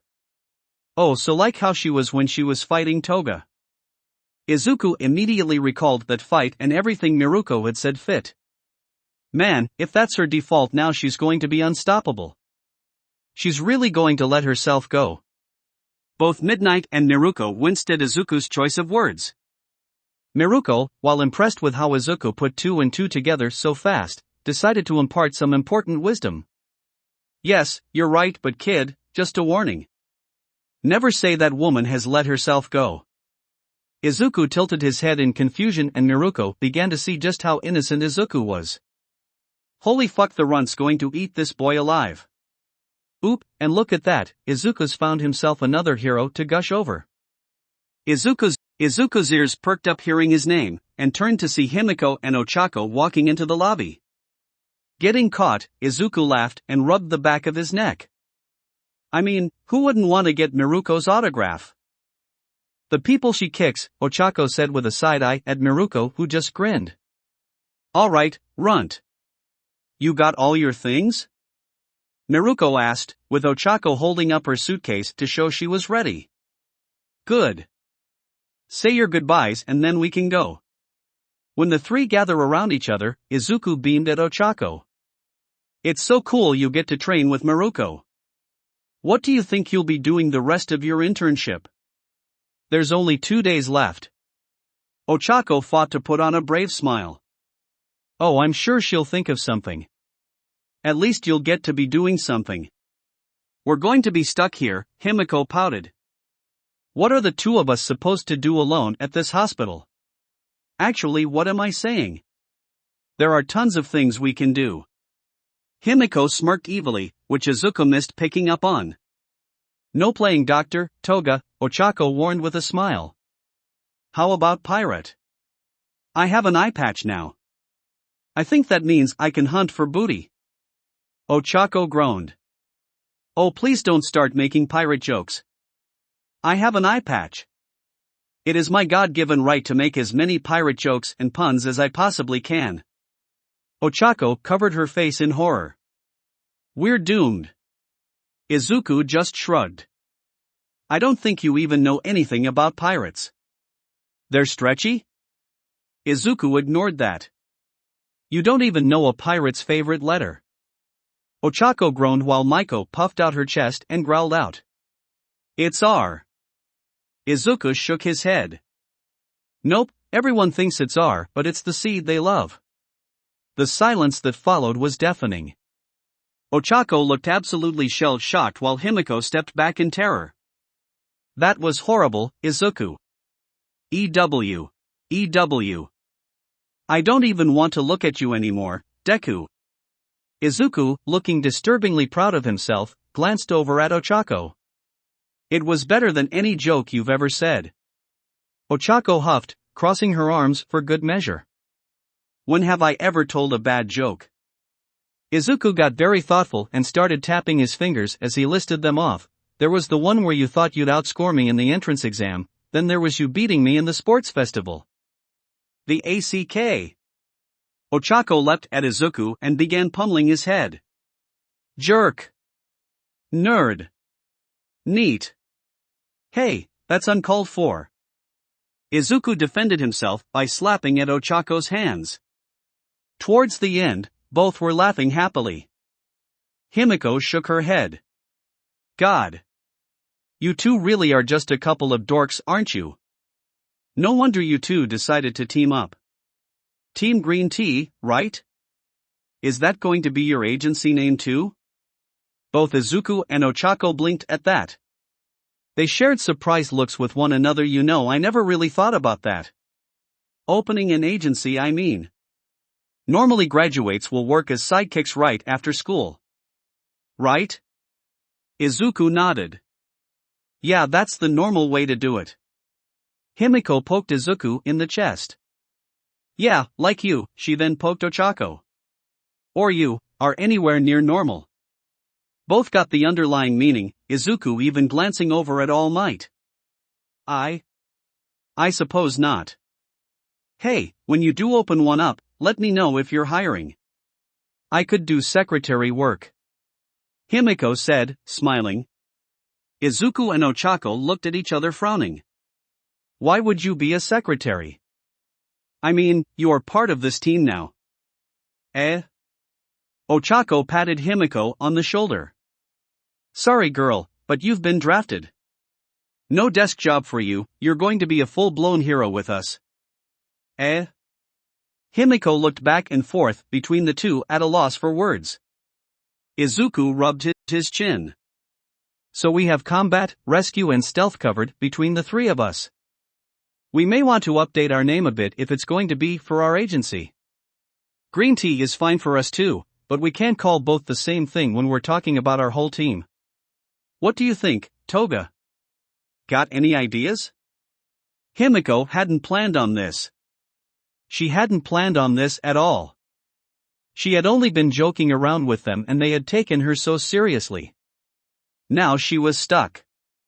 Happy and near tears, but still stuck. She racked her head, trying to think of something that would work. A name or word, something that had meaning. That reflected what Izuku and Ochako meant to her. Love maybe, but it didn't feel right. She needed something more. Something that would mean something to her and them.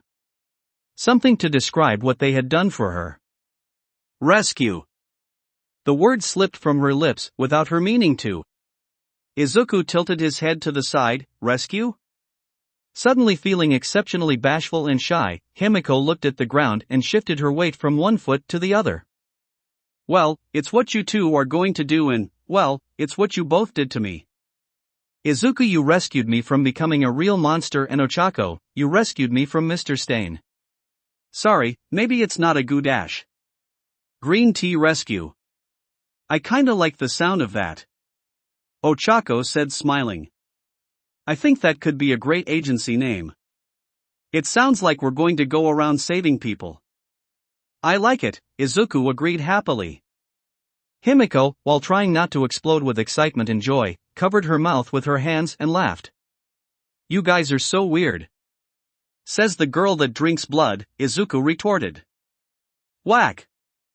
Ochako was in a good mood as she left the hospital. All in all, if you took out the horrible experiences, this week hadn't ended all that badly. She hadn't expected Himiko to learn the truth about One for All. She hadn't expected a lot of what Himiko had given her, but her now knowing about Izuku's quirk made her feel more secure. Himiko would help her look after Izuku, and having a friend like her around was always a plus. Green tea rescue, huh? I see you're just completely ignoring my advice. Aren't you, runt? Naruko said with a smirk. Ochako shrugged. I have my own path to follow. And it's going to be with Deku and Toga and the rest of my friends and family. Naruko made a small grunt but didn't voice any displeasure at the notion. Naruko? What's the plan now? More mindset training? Ochako wasn't exactly thrilled at the idea, but she couldn't argue with the results the training had brought. Nope. You graduated from that when you survived Stain. Now I think I can teach you something special. Ochako's eyes went wide. Special? Runt. I'm going to teach you how to kick. The cool night air drifted into Sir Nighteye's office as the lanky hero was busy looking over a report. Looking it over, for the first time in a long while, he wasn't sure what to say. Bubble Girl stood by his desk, fidgeting nervously. Sir? You're sure this is accurate? Yes, sir. I was able to get the same story from 2 different contacts. Sir Nighteye adjusted his glasses. 2 contacts with less than clean records. Bubble Girl winced while Sir Nighteye closed the report. I'm assuming you had to pay for this. Yes, sir. They asked for double what they normally would want. They were nervous giving the info up. Did they give you anything else? A name? Description? Bubble Girl shook her head, no. I think they weren't even supposed to know the daughter was missing to begin with. Probably overheard it from someone else. Sir Nighteye drummed his fingers on his desk, annoyed. Sir, if it's true I might see why they were nervous. The daughter of a Yakuza boss could bring a hefty reward or ransom, but I don't see how this could be connected to the report Centipeder found. About this, Bubble Girl's mouth soured, quirk erasing bullet. Last night, Centipeder had been called by a friend in the police force. They had been tracking a lead on a new weaponized drug that had been causing some issues in the underworld and had apparently only just made its way to the light of day. A group of thieves had been cornered by a hero. The hero had been shot with something that had rendered his quirk inert, which allowed the group to escape. The effect had only lasted a couple of days, but the ripple effect was already starting to spread. The Hero Commission had clamped down on the spread of the information, but there were rumors now spreading throughout the underworld. One of those rumors was that the drug was from the Yakuza. It had been dismissed since the Yakuza was too underfunded to be able to produce something like this, but the rumor alone was enough for the contact to get in contact with Centipeder. Sir Nighteye nodded. No. On the surface these 2 things seem entirely separate. We're still missing some key information. Pausing, Sir Nighteye closed his eyes and thought in silence while Bubble Girl waited. Bubble Girl. I want you to keep pressing your contacts. Also tell Centipeder I want him to contact the police force and see if we can't get copies of the work their forensic team has done in their research on this drug. We need more information and the best way is to tackle this from 2 sides. The drug and, Sir Nighteye tapped the report. This. Bubble Girl nodded. I'll let him know immediately. But with the way the commission is keeping this news locked down, they might not let us have anything. That's a possibility. However, the police force is aware that we've been tracking Chisaki's movements for a while now. If we can prove the 2 are connected, it should give us access to the documents. When Bubble Girl left the room, Sir Nighteye leaned back into his chair and closed his eyes. The report from Bubble Girl raised more questions than answers, and it made his investigation into Kai Chisaki take a potentially disturbing turn. According to Bubble Girl's contacts, Kai was looking for his daughter. Sir Nighteye hadn't even been aware the man had a daughter. Was it a coincidence?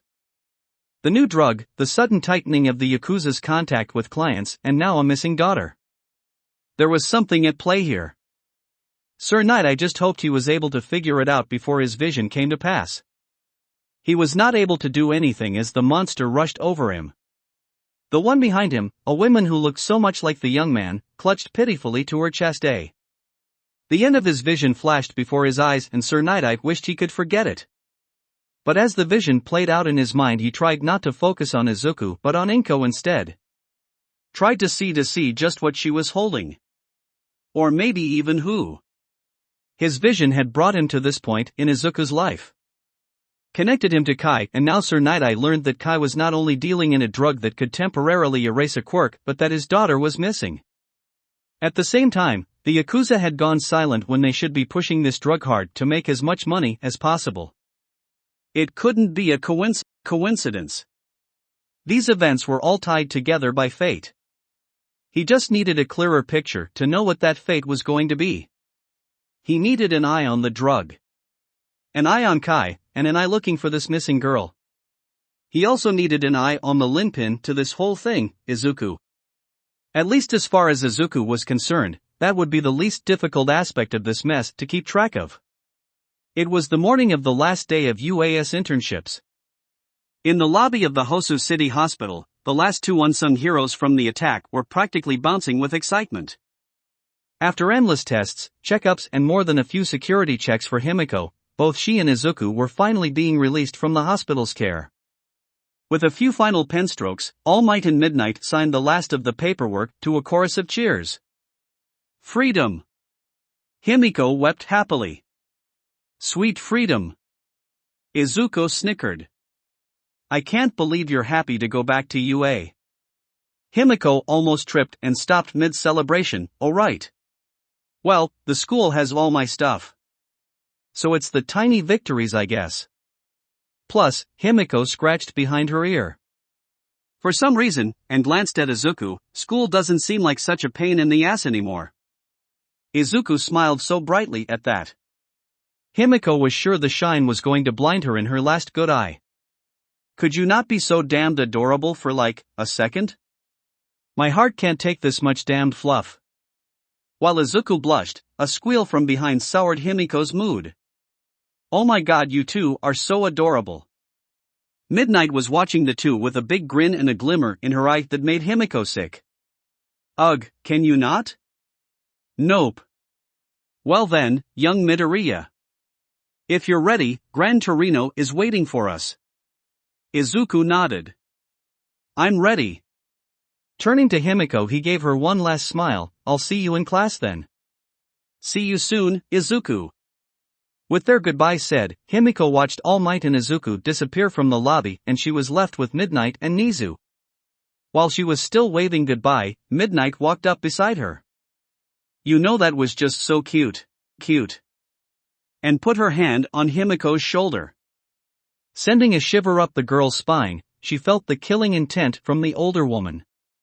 So cute, I almost forgot to ask you about some purchases I saw pop up on my credit card recently. Oh. Do you want to tell me why so many AVs have been charged to my card? And why it's all student/teacher videos? Himiko chuckled nervously. Wow, someone should warn the school that you're on the prowl. Toga, the grip Midnight had on Himiko tightened and the room got very, very cold. When we get you back to school, you are dead. I did not think this prank through. Young Midoriya, I think we need to talk. The drive back to Gran Torino's home had been quiet for the first few minutes. Quiet enough that Izuku had felt like something had to be up. Okay? Sure. Are you? Izuku looked over at All Might from the front seat. Are you upset with me? All Might glanced down at Izuku in surprise. Upset? No. Why would I be? Izuku blinked. Wait, so this talk isn't about Toga? And me telling her? Izuku had told All Might and Gran Torino what he had done and why he had done it briefly the day before, but they did not have time to discuss his decision as most of his day had been a flurry of final medical checks. All Might frowned. I admit she would not have been my first choice. She'd made progress, yes, but she is still a very damaged young woman. Who knows things about the world I don't, and she already knew about All for One. Plus, being friends with Uraraka and I is helping her. But keeping secrets from her wasn't going to help at all. Kid, Gran Torino interjected. You don't have to explain anything to us. Or anyone really about who you tell and why. You have one for all now. It's our job to support you and your group of allies. Whoever they end up being. Honestly, it's a bit of a relief that you're doing things differently than Toshinori here. Living in his shadow for too long would have stunted your growth. Each bearer of one for all has to make their own choices. What's right for some might not be what's right for others. You're going to be faced with choices, kid. Some of them might be. Gran Torino paused as he remembered a day, a very sad day, as the cries of a son and cries of a mother rang in his ears. Some of them are going to be hard. What matters is that it's you that makes them. I understand. Gran Torino scoffed. No, you don't. You're too damned green. But you're taking the right steps to get there. And speaking of taking the right steps, All Might began, steering the conversation to his topic. The things I wanted to talk about with you. About this week, and I suppose everything. Oh, okay, Izuku nodded. What exactly did you want to talk about then, All Might? First, I want you to know just how proud I am of you. What you've done for yourself is, at times, beyond words. And I'm not just talking about the year we've spent together to get into UA and the sports festival. It takes a special kind of person to be as dedicated to becoming a hero as you are. There have been several times where if you had decided to walk away, I wouldn't have blamed you. You've been hurt more times than you should have ever been hurt. Suffered injuries that no child should ever have suffered. You're brave, kind, and you have a good heart. You know the value of protecting people. How important it is to save them. Izuku sat up a little straighter, and he held his head up a little higher. After hearing almost the exact opposite so much recently, this felt good.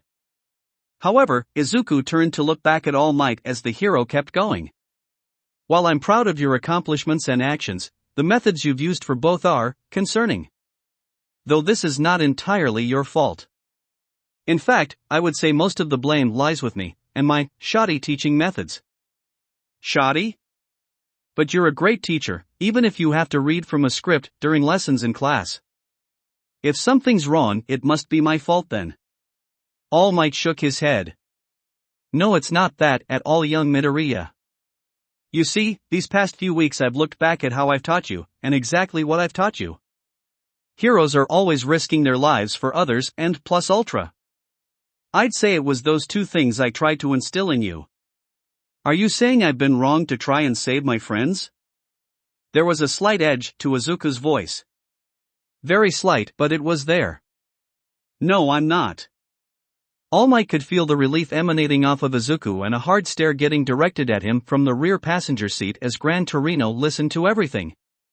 Your drive to save them wasn't wrong, but your method is. It's your method that's wrong. My method? All Might nodded. You're too quick to push yourself past your limits. You're too quick to overuse your quirk when you don't have to. But I don't dash. Young Midoriya. Don't even try to say you haven't been doing exactly that. When All Might saw that Izuku was sufficiently cowed, he nodded. At least he recognized the issue on some level. Now, the fact you've shown that you can push yourself is not a bad thing. It's something a hero needs to be able to do, but only in life or death situations, when there are real stakes. It should not be the default you turn to when things get hard. You've developed a habit that needs to be broken. And now that not only you have one for all but a second new quirk, your boric pyre, that could cause extreme damage to your body, it's a habit you have to break. And I'm going to make sure you do break it. There was an intensity in All Might's eyes that made Izuku gulp nervously. It brought back memories of the 10 months of training he had to go through before getting into UA, only worse. Way worse.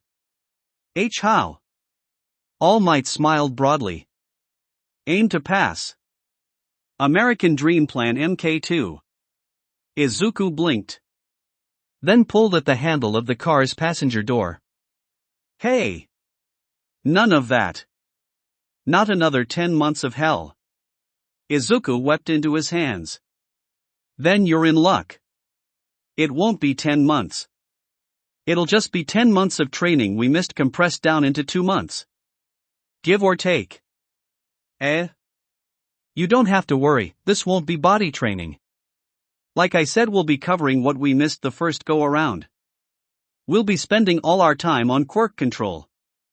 Quirk control? This lesson will focus on 3 things. First and foremost, you are going to get control of your boric pyre. I've looked into the side effects a fire quirk can have. It's almost always overuse that can lead to you burning yourself and or some kind of extreme heatstroke, which you experienced already. So we are nipping that issue in the bud. You are going to get control of your fire, young Midoriya. No exceptions. Am I understood? Why, yes, sir. Good. Next, we're going to work on your psychokinesis. You've been working with only basic control of this quirk since you started to really tap into it after we finished our first training. It's gotten you this far, but in order to go any further, you need more. Remember, your classmates have had years to learn the ins and outs of their quirks. That advantage will catch up to you. So, you'll have 2 months to get a better grasp of your power and learn to use it in ways that won't cause you headaches, nosebleeds, or concussions. I will not tolerate recovery girl showing me another MRI scan with more scaring. Izuku nodded quickly. Of course, during all this, we will be working on your control of One for All. Not just for your own sake, but for everyone around you. We can't have it accidentally activate during a school lesson. You got lucky the block you were in was empty when One for All awakened inside you. I hope you understand what could have happened if you hadn't been. When All Might saw Izuku go pale, he knew Izuku understood completely. Now, let me explain something else. Do you know why I picked 2 months as the time you have? I don't. Izuku's eyes then went wide. Wait. First term finals. Exactly. You have until finals to deal with your boric pyre and psychokinesis. If you haven't reached a level of control I want, you will not be allowed to take the final exam's practical section. Which means you'll fail the test. Izuku gulped. Wait, just my 2 quirks? All Might nodded. I understand One for All is a different beast. So I won't require you to have complete control over it so quickly. But if you don't have control you will not be allowed to use it in your exam. If you do, I will pull you out of the test so fast, your head will spin. Got it? Why yes. Also, if at any time during the test, you exhibit your habit of overusing your quirk, the same thing will happen. You'll get pulled and fail. Izuku was very noticeably pale now. Young Midoriya, now that you have One for All you can't be reckless anymore. I wouldn't be suggesting this training course if I didn't think you could do this. Izuku took a deep breath to steady himself. It was another test. Something he had to come to expect going forward in his life.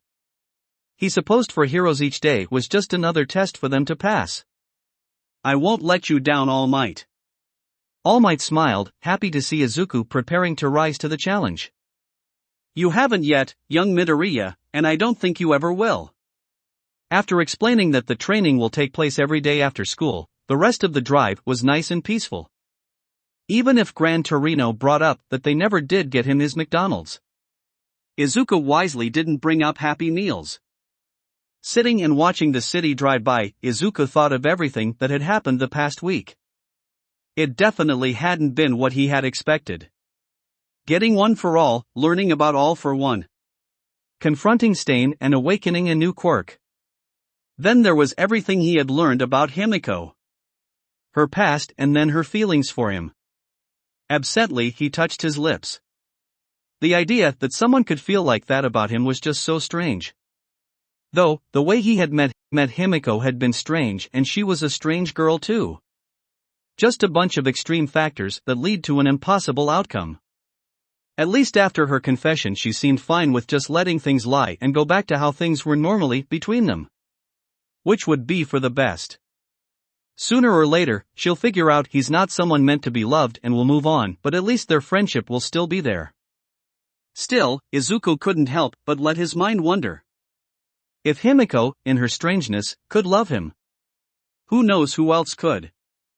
Ochako flashed briefly in his mind, and his heart leapt at the idea, but he quickly pushed it down. He would not dare to hope for impossibilities, even if his heart kept putting such horribly wonderful thoughts in his head before he got himself under control. No, he knew what he had, and would not risk it for something beyond his reach.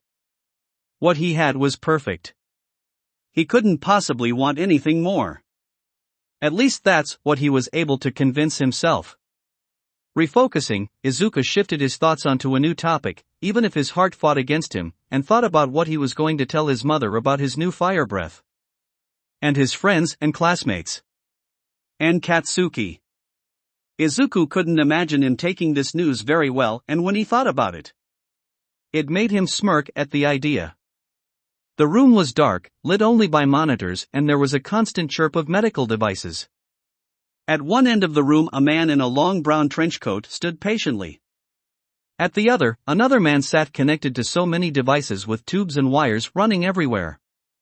So have you had a chance to speak with your leader? Has he told you what is expected of you? The other man nodded while he reached into his pocket and pulled out a large cigar. I was told. In exchange for the work your doctor is going to do, I'm going to be working for your pup until the doctor completes his job. I'm supposed to help his growth or something. That about sums it up, I think, all for one. That is correct. Tomura is still young, but his potential is vast. Sticking his cigar into his wolf-like snout, the man puffed out a breath of fire that bathed the room in an orange light. The fire then quickly faded away, and only the dim ember at the end of the cigar remained as he gave it a few puffs. The soft glow was just enough to illuminate the mass blue fur that covered his face and clawed hand. Sounds like another pup that thinks of himself as a king. So what does that make you? A kingmaker? Perhaps. This world only needs one king after all. You're not wrong about that. Until my boss is done, I'll make sure to follow your pup. But once the work is done, I'll go back to my king. After that, the wolfman smiled, his fangs on full display. You said it yourself. The world only needs one king. All for One smiled back, a large toothy grin. Then I welcome you to the League of Villains, Kanshijuru. If only for a little while. Finding the home she was in hadn't been hard. Convincing the parents inside had been even easier. While they had been nervous at first, court-ordered silence made that understandable. They were also frustrated they were being silenced. So a few vague words, a contract, documents, and more money either would see in a few years made it easy for her to convince them to speak, and more importantly to get a chance to speak to her target. Once Chitose Kazuki got her teeth into a story, she wasn't going to let anything get in her way. And this story was a juicy one. Not only for her own curiosity but in what it and the fallout could do to UA. Any chance to take UA, a symbol of oppression, down a peg was worth jumping on. Walking down the hall, Chitose began to hear a strange humming sound. It got louder the closer she got to her target's room. The louder it got, the more Chitose began to think it sounded like some kind of motor. A loud one at that. That you've allowed that monster into your ranks shows just how far you fakes have fallen. She's soaked in blood, but you all want to pretend it isn't there. None of you are real heroes.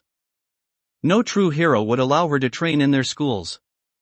Chitose paused outside the room of her target, recognizing the voice coming through the door. Even over the humming. She raised an eyebrow and smirked to herself, oh ho ho. Seems like that someone else is watching that stain video. How interesting. Reaching her hand up, she knocked on the door. When there was no reply, she knocked again, louder. Saito? Your parents should have told you I was coming today. She heard a latch unlock and the door opened. Chitose raised an eye at the boy standing before her. He didn't look much like the pictures she had seen in the early reports and news clippings. Those pictures showed an eager and enthusiastic boy with a head of messy black hair. Now, it looked like Saito hadn't been sleeping well, and his hair was no longer black. Instead, he had locks of unkempt cream-colored hair. The color was odd, as it didn't look dyed. Saito noticed her curious look and sighed. It happened after I was attacked. Doctors called it Marie Antoinette syndrome. My parents said I'm allowed to talk to you, right? Even though the police said we can't and threatened us with jail time. Chitose smiled. As a journalist, I'm honor-bound to keep my sources confidential. Plus, I have some good lawyers that are working on getting that pesky court order lifted. Saito eyed Chitose. Journalist?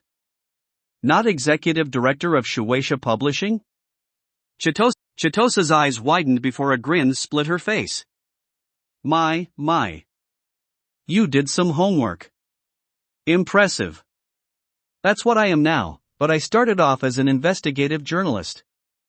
Even now I still like to do a little dirty work from time to time. I guess you could call it a hobby of mine. Don't know why my parents didn't know about it. They still think you're just some random person. But the way they were talking about you was weird. Heard them say you paid them. Money does a lot of things. One is to make sure people don't ask questions. Another is to get people to answer questions. Chitos held up a small notepad and pencil. Which I hope you'd want to do. You have a chance to tell your side of a horrible story that the heroes don't seem to want to get out.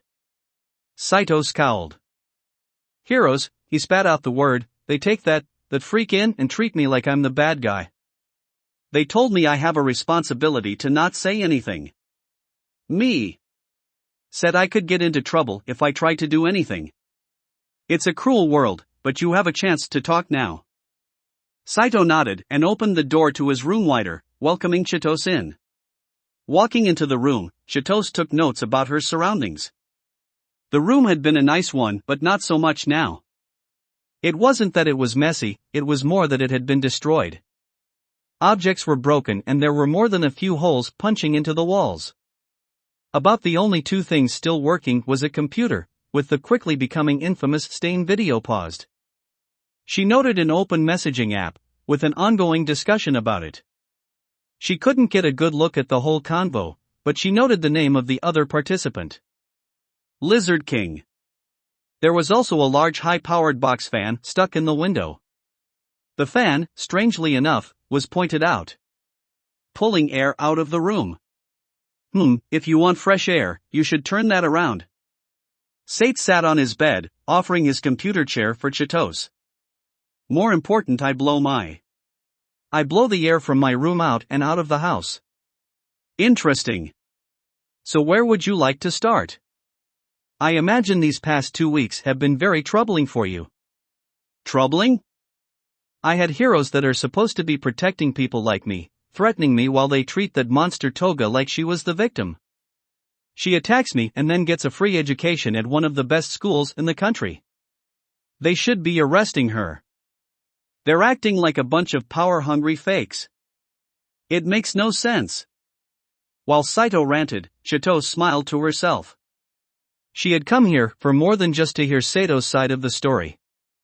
His words would have power true, but it would be actions that would really cement this story.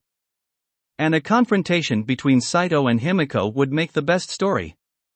She had been worried that Saito would be too scared to go along with the idea, but listening to him and seeing just how close to snapping he was, she doubted she would have to press that hard to convince him to come with her to visit UA and finally confront his attacker.